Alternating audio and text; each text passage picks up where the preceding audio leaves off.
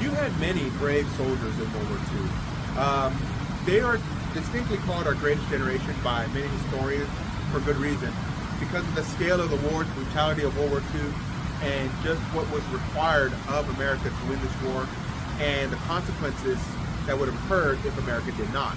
And so you had many, many soldiers sacrifice everything they had to fight for the cause of freedom and for the United States and the Allied cause, to ensure that evil did not prosper throughout the world, such as Germany and Imperial Japan were trying to do.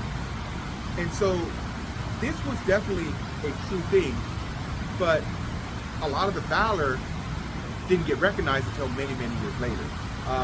Unfortunately, during the time, Americans, or America I should say, was not a very welcoming place for minorities.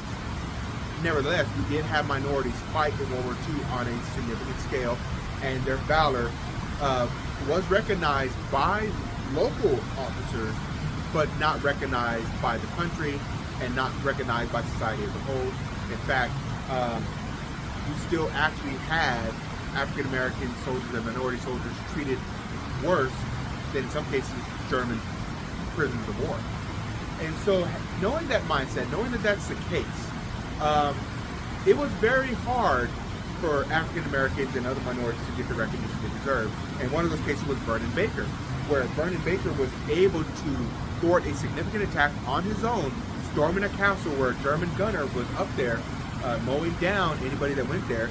And the people that were supposed to be with him abandoned Vernon Baker.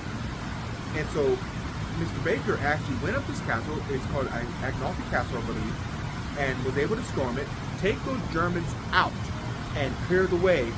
And, you know, this took a lot of bravery, a lot of sacrifice. He got injured in this, but his efforts didn't get recognized until 50 years later. 50 years.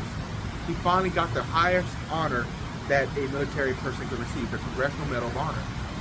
And so he received it with President Bill Clinton giving him that medal. Now, President Bill Clinton was president in the 90s.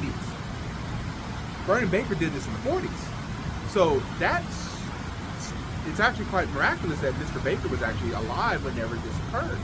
But he did get his recognition, and a lot of Americans got to see this brave man finally get just due recognition that he richly deserved, long overdue.